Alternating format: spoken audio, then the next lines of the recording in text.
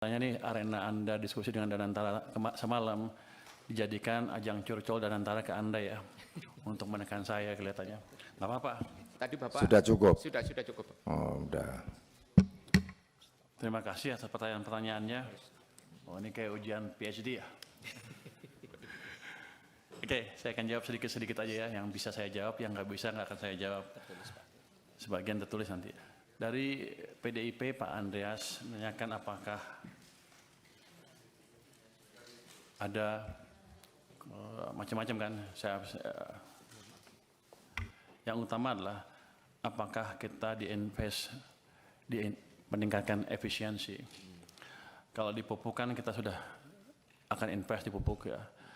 Dan kelihatannya sudah akan membaik. Tapi begini, saya monitor proposal-proposal di Danantara. Setiap ada yang berhubungan dengan efisiensi, pengurangan kos, segala macam, saya selalu akan PMN kalau bisa. Tapi sampai sekarang juga proposalnya juga nggak terlalu jelas-jelas amat.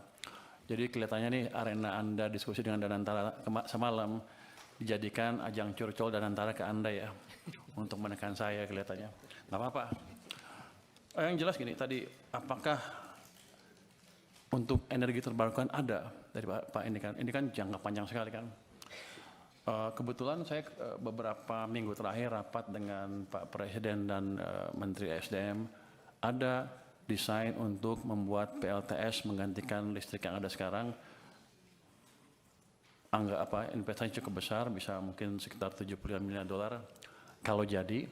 Tapi pada waktu diskusi pertama saya melihat cost-nya masih tinggi, masih 9 sen dolar per kWh. Saya bilang kalau gitu sih subsidi saya nambah. Tapi mereka sedang berusaha terus dan kemarin sudah ada berita bagus. Pada saat sekarang harganya bisa 6 sen dolar per kWh. Saya bilang kalau itu betul, matangkan, kita kalau perlu PMN. Karena pada akhirnya akan hilang itu subsidi yang terlalu besar untuk listrik. Jadi kita nggak diam aja. Tadi Pak siapa lagi ya? Yang nanya tentang energi baru terbarukan. Jadi saya Pak Primus ya. Jadi saya selalu amatin semua proposal yang beredar di kementerian itu, setiap termasuk Danantara ya. Setiap ada yang bisa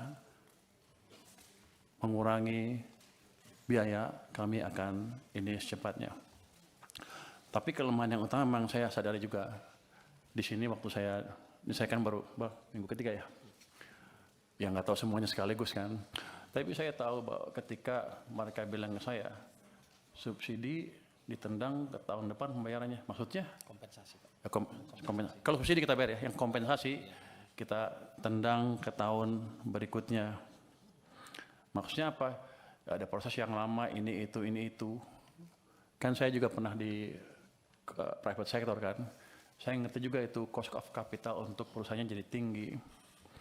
Tapi saya baru lihat beberapa, 1 minggu terakhir lah. Ke depan saya akan percepat. Jangan sampai kita telat bayar lagi. Kalau bisa sebulan langsung bayar. Kenapa? Karena uang saya juga nganggur di BI itu. Kalau gitu kan masuk ke sistem cepat, mestinya Danantara harusnya lebih cerdas lagi. Kalau ketika mood saya seperti itu, langsung dia ngadap saya, minta apa. Ini kan enggak, dia ngadap Anda langsung kan, bapak-bapak, ibu-ibu. Padahal sama saya, teman, saya pengawas Danantara, awas besok. Kenapa mereka nggak ke saya? Lah ini kan penting Pak Menteri, ini jadi paten ini bagus gitu, ini bagus saya pikir korek seperti ini. Tapi yang saya dia udah tahu saya punya uang banyak, saya baru taruh cuma 200, masih ada 250 lagi di sana. Kenapa dia nggak ke saya? Jadi pada dasarnya begitu masuk akal, kita akan ini secepatnya. Kita akan review proses yang tadi 3 bulan tadi, kelamaan menurut saya juga, yang memastikan bahwa program PSO kami tidak mengganggu cash flow dari perusahaan Pertamina dan PLN dan lain-lain. Tapi nanti saya lihat, kalau nggak untung juga awas. Kalau udah costnya diturunkan, jangan main-main mereka. Tapi yang tadi saya janji akan betulnya tadi proses di sini kita akan percepat. Berapa lama Anda bisa betulin? Dulu itu setahun sekali Pak. Ya jangan setahun sekali lah. Dulu itu setahun sekali udah kita 3 bulan. Yang nentuin siapa? Kita perpres. Kita yang sebulan selesai ya. Sebulan selesai Pak. Nanti kalau enggak dia saya pindahin. Ini alhamdulillah ini kalau Menteri Keuangannya bergerak cepat begini nih Pak. Wah, Kita saya bersyukur juga- ini Pak. Sebenarnya saya lagi mikir gimana ngeluarin uang itu, masih banyak di sana, masih numpuk. 200 triliun positif tanggapannya, tapi banyak yang ribut juga kan. Oh ini itu ya. Saya mesti cari tools yang lain. Jadi kalau tambah lagi. Daripada uang kita numpuk di sana, utangnya bunganya dibayar, impactnya ke ekonominya kurang. Saya nunggu sebenarnya penyaluran yang cepat apa. Makanya saya sisirkan tuh kementerian-kementerian. Saya ancam yang nggak bisa sampai Oktober nanti kalau Anda nggak bisa propose dengan clear seperti apa sampai akhir tahun, saya ambil uangnya. Nah kalau Danantara punya tagihan seperti ya langsung ngadap saya harusnya. Nanti saya tanya kalau rapat saya sebagai apa pengawas Danantara. Awas ya kan. Terus tentang apa tepat sasaran apa enggak? Oh satu lagi. Subsidi energi naik terus dari tahun ke tahun. Energinya kan, kalau itu namanya BBM kan. BBM tuh solar, diesel, itu impor. Banyak impor Pak. Kita banyak impornya sampai puluhan miliar dolar setahun. Sudah berapa tahun kita mengalami hal tersebut? Sudah puluhan tahun kan. Kita pernah bangun kilang baru enggak? Enggak pernah. Sejak kritis sampai sekarang enggak pernah bangun kilang baru. Jadi nanti bapak-bapak kalau ibu-ibu ketemu Danantara lagi, minta Pertamina bangun kilang baru. Saya pernah, waktu saya di Maritim, saya pernah tekan mereka tahun 2018 untuk bangun kilang. Mereka janji mereka akan bangun 7 kilang baru dalam waktu 5 tahun.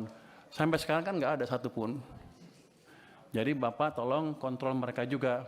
Dari saya kontrol, dari Bapak-Bapak juga kontrol. Karena kita rugi besar. Karena kita impor dari mana? Dari Singapura. Minyak, produk minyaknya.